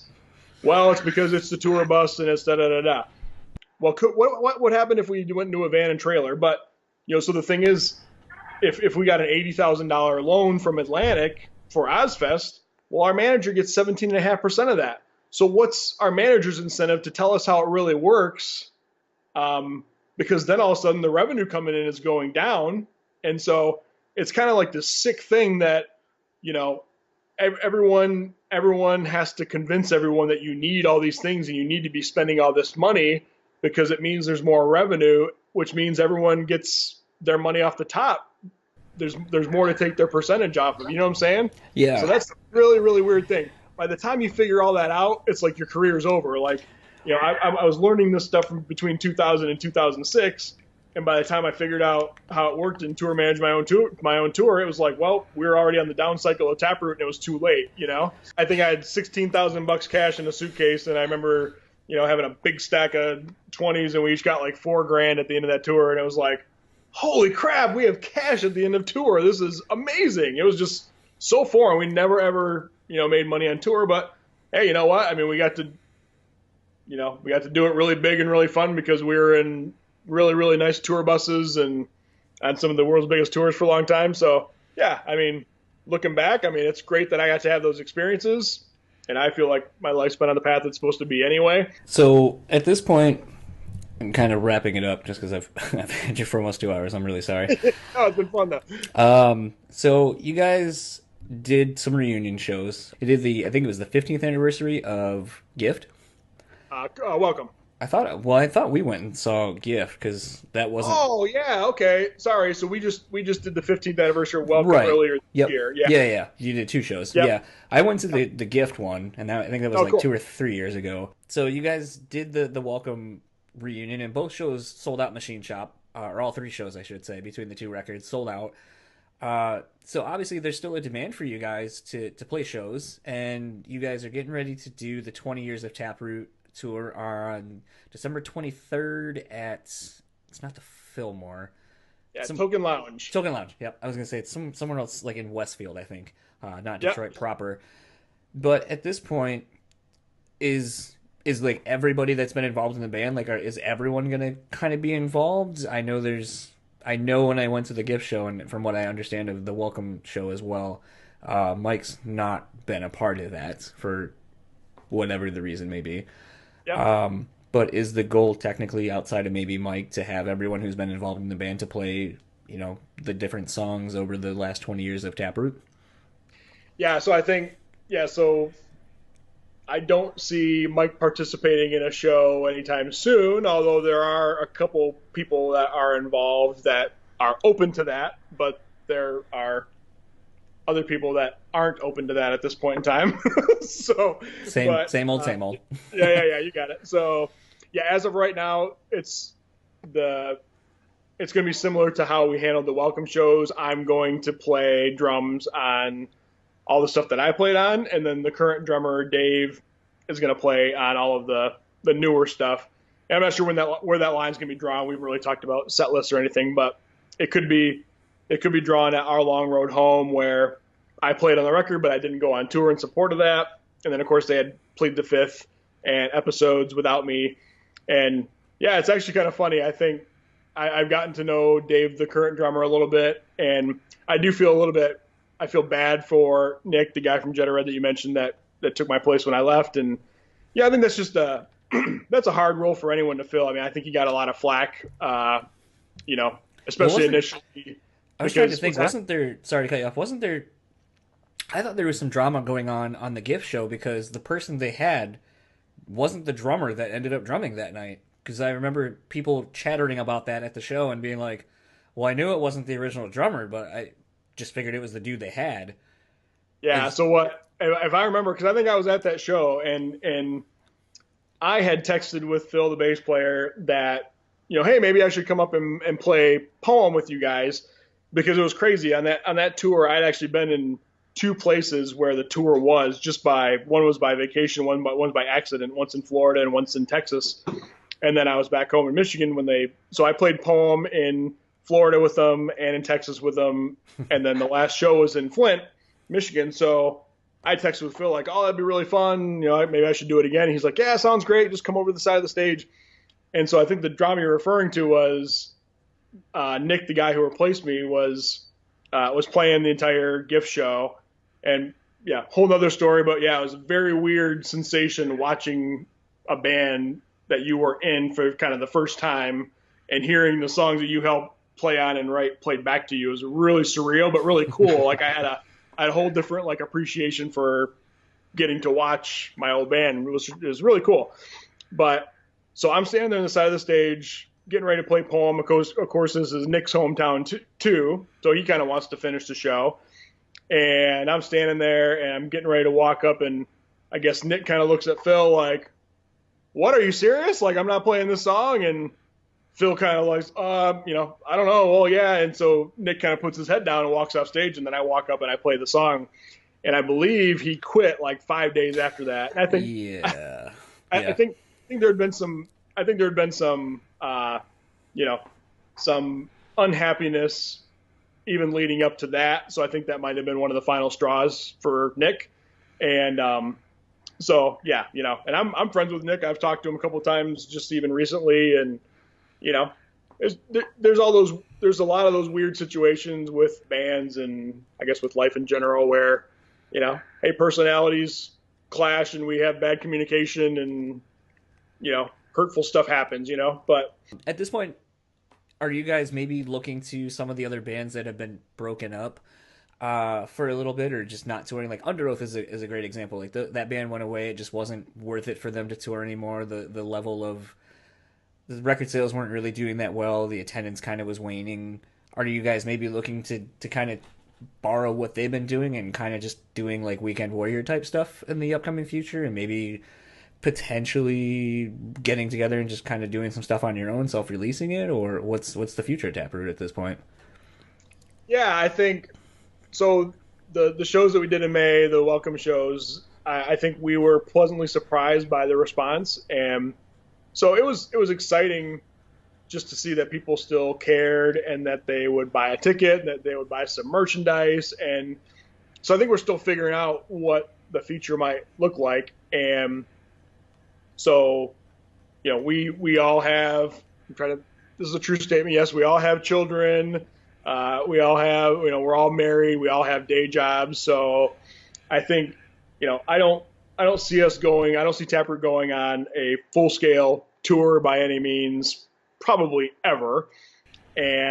But Steve, who was a primary songwriter of the band, I think he wrote most of Gift and he wrote most of Plead the Fifth, even on guitar. So those are probably considered kind of like the heavier type records.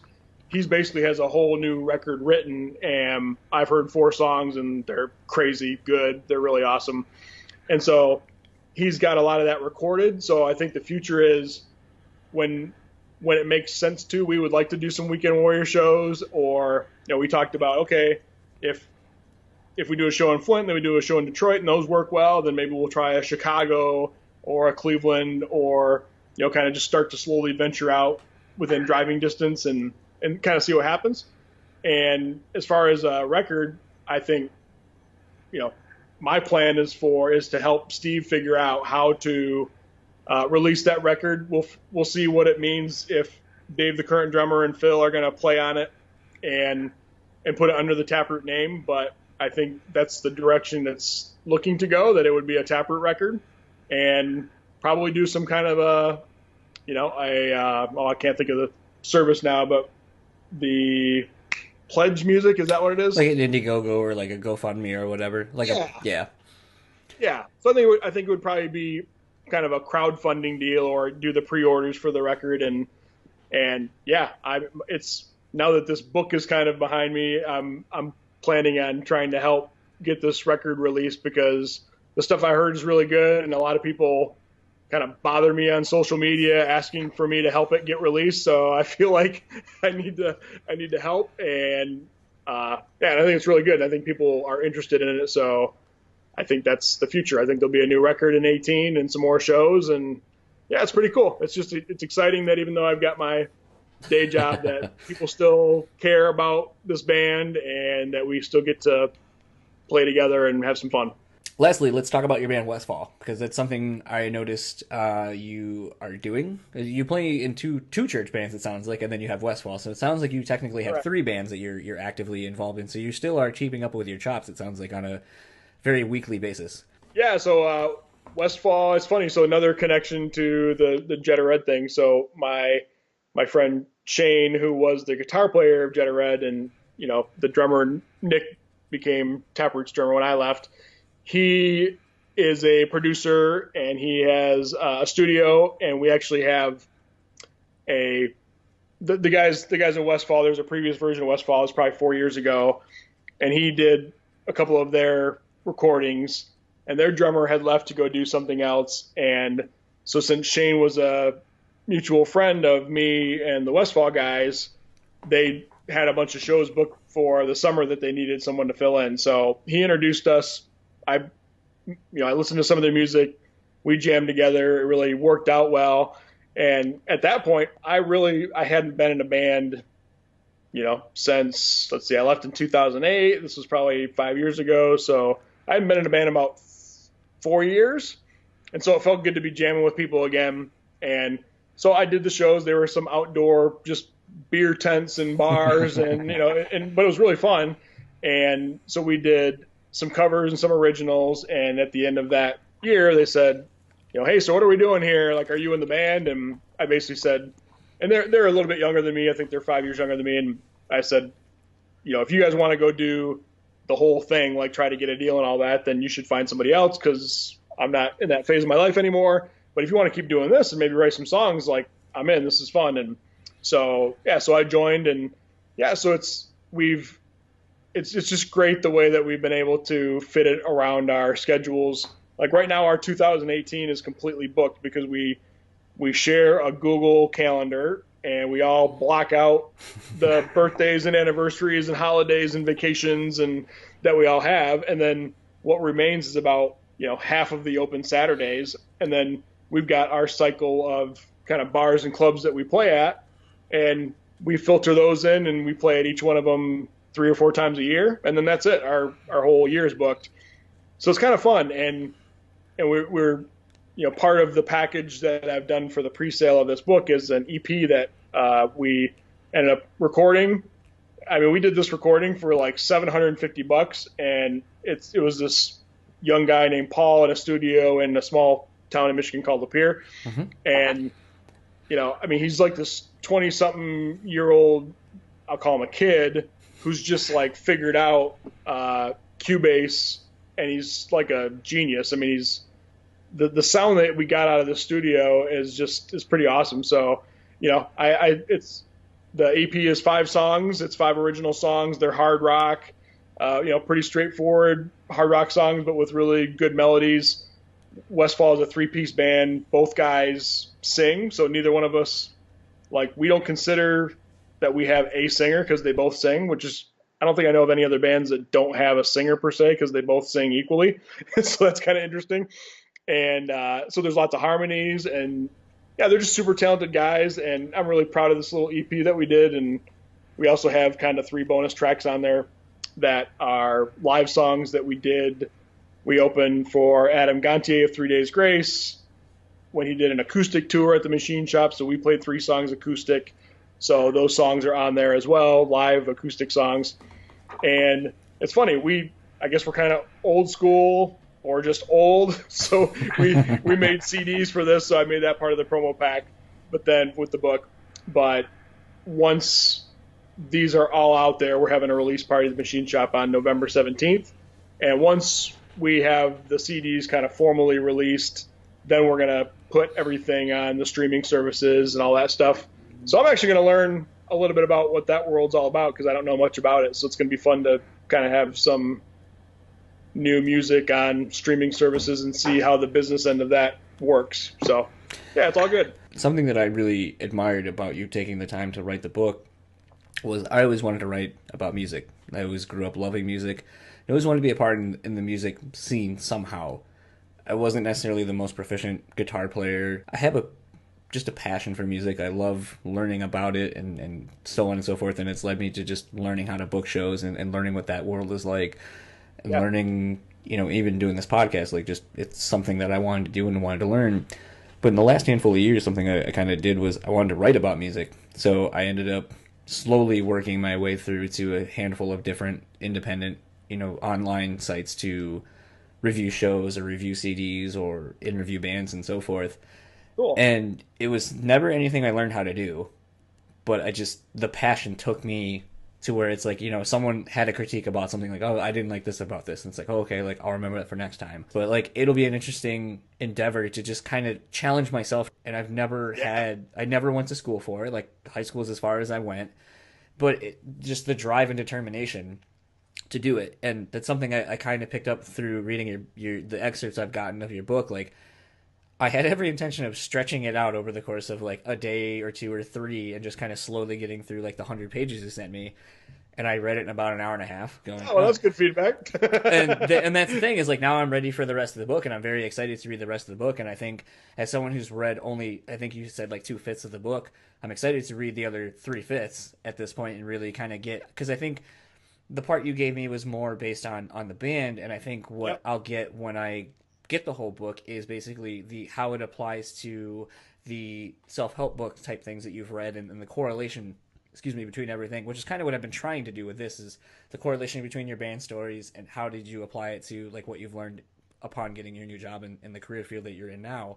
Yeah, for sure. Because I think it kind of helps showcase what the book is like. And I think I kind of see where some of these stories are going to go and how it applies. It was kind of refreshing just to read something where it's like, yeah, you didn't necessarily paint some people in the best picture, but on the flip side, it's like, I think that's the reality of it. Like, there's always 2 or 3 sides, or 4 or 5 or 6 or 7 sides to different things, but you're only speaking about things from your perspective in the book, and it never is damning to any one person. Like, even the bad things about Fred Durst that are in it aren't that he's a bad person. It's just that, when you start mixing business into the music thing, and then instead of having friends, like now someone's looking at you like a product and what can you make for them, that it shows that. And, I was able to take that away, but, it was just very interesting to see someone who took their life experiences, did a bunch of research on so many other books. I think it sounded like you had probably read about 15 or 20 books of the best-selling, like, self-help, successful books. Yep. Figuring out what's in those that is like the Venn diagram of like, what do these all share? Now, how can I correlate? Like, how can I marry that to what I've gone through and why I'm successful, and then just start piecing it all together? And I think it's a completely different approach to a rock memoir, as we'll call it. And so I think it's something that should be applauded. It's especially in a day and age like where people are, as people know, there's so many ghostwriters and people don't write their own stories. And typically, by the time you start getting further along in the process, by the time you send it to a publisher, now it's like, well, we don't know that people are going to like this, or, well, that person already has come back to us and said that you can't use their name, or you can't use this story, or you got to change this. And it's like, by the time you get whatever it is that you started with, it's a completely different thing. It's very much like the music industry. We have these demos. We want to make this song. All right, well, no, we don't like that. Go ahead and change this, and now move that around. And by the time you're with the finished product, it's not what it was set out to be. And I think this is going to be one of the most honest and sincere books in this kind of genre and realm. And it was really refreshing to read. That's what I think separates it from a lot of the books I've already read in this kind of style. And I think I'm very excited for when this comes out. And at this point, this is where we plug the book. It's, again, True Rockstars, 12 Guiding Principles for Success and Happiness. Yeah, that's an interesting point. So this is where usually we'll plug the socials. So I didn't actually write down the link to the pre-order for the book. So what is the pre-order for your book? Yeah, pre-order is squareup.com/store/True Rockstars. And if you're a Facebooker, if you just search True Rockstars on Facebook, I've got a shop now button on there where you click and it takes you to that link. And yeah, I'm probably going to extend the offer, if you will, for, an undefined period of time. But basically for $19.99, you get the book and you get my Westfall Band's EP with 8 songs and a signed drumstick. And I think I'm probably going to be out of stickers, but I've got a few orders left where this organization, Buckle Up for Chi, was formed when Chi from Deftones passed away, basically from not wearing a seatbelt. And this is pretty crazy, actually. So his family is totally involved with these 2 women that run it. Thought it'd be cool to send me these stickers to include with this pack to make people more aware of wearing their seatbelts. And it actually has changed my behavior. I don't like wearing my seatbelt, but I do think about Chi and put it on. So that's a great thing. But yeah, actually, so Cheese niece Facebooked me like a week ago and said, "Hey, I heard that you used to tour with my uncle. Like, could you tell me some stories?" And I was just like, "Whoa, this is crazy." So, so I sent her some pictures of me and Chi from when we were on tour, and I told her, I was like, "Yeah, I'm gonna tell you some stories." She says, "Yeah, I didn't get to know that side of him very well," and her dad is Chi's brother Ming, who was on tour as well. He's kind of a quieter guy, so I didn't get to know him very well. But it's just interesting how a lot of this stuff comes full circle, and the fact that I might get to help Chi's niece know something more about him from the side that I got to see, which is a really nice, caring guy that was fun to be on tour with, is really cool. So so thanks. And then socials is if you want to plug your own socials as well. Sure, yeah. So you can follow me. I think all my stuff's pretty easy. It's Jarrod Montague on Facebook and Instagram and Twitter, and then True Rockstars is at True Rockstars for Twitter, True Rockstars for Facebook, and I think it's True_Rockstars on Instagram. So, awesome. Yeah, that's it. And then we always end these episodes with a song. So what would you like me to end the episode on? Could be a Taproot song, could be a Westfall song, could be just something that you've been jamming the last month or so. Be whatever, and then maybe a little backstory on why you chose the song. Oh, that's a good one. Well, I'll go ahead and say this. This band, No Resolve, is the band that I was referring to when I talk about a band that I've been helping to give some insight into the music industry. And they're a really great hard rock band. They are unsigned. They're getting a lot of attention at Sirius XM radio. They've done everything kind of independently so far, and they're actually going to open the show with Taproot on December 23rd at Token Lounge. So they have a song right now called Love Me to Death that's being played on XM radio. So I would say No Resolve, Love Me to Death. Really good hard rock song. Really good guys. Michigan, that's been kind of a theme of our talk. So that's the song. Awesome. Well, thank you very much for your time. And it's been a fun chat. And very much looking forward to your book. So, again, thank you for your time. And hopefully we'll be seeing you in Detroit in a couple months. Yeah, for sure. And again, thanks for your insight on the book. I mean, this feels really like the feeling I got before a record was going to be released, because I worked so hard on it, and you don't know how people are going to receive it. So to hear some good feedback is really is encouraging. So I don't really have any real big expectations for the book. I think it'd be really cool if it connects with a lot of people. But just the fact that it's done and it sounds like people, you yourself understand what I was trying to get across is really exciting. So I appreciate that. Thanks. Yeah, thank you. So that was my chat with Jarrod Montague of Taproot. Some really fun stories of the old nu metal scene, some fun Fred Durst stories, some interesting Deftones stories, which if you've been listening to this podcast at all, Deftones stories are always welcome, especially in the midst of our Deftones discography run-through. It was kind of interesting to hear the story of Chi not being a fan of the self-titled record and saying that it sucked. So I know, like I said in some of the chats I've done with Fallon, that some of the band members over the years have said that Saturday Night Wrist and Self-Titled Record are not good records in their eyes. So it's kind of interesting to hear firsthand that even Jarrod had a story like that. And the Jared Leto story of giving him the book while in Delaware was also an interesting, fun story for me, being from Delaware.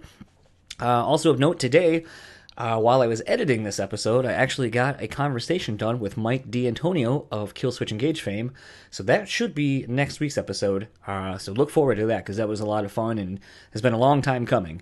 I often say that I try to get really great guests, and getting numbers up and getting all that kind of stuff on socials definitely helps, and I definitely think I've been trying really hard to get a strong online presence for this.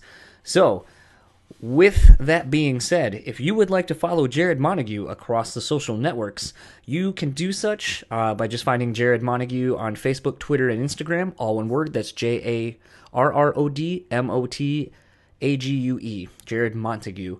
If you would like to follow the book page anywhere, it's True Rockstars on Facebook, True Rockstars on Twitter, and if you're looking for it on Instagram, it's True_Rockstars.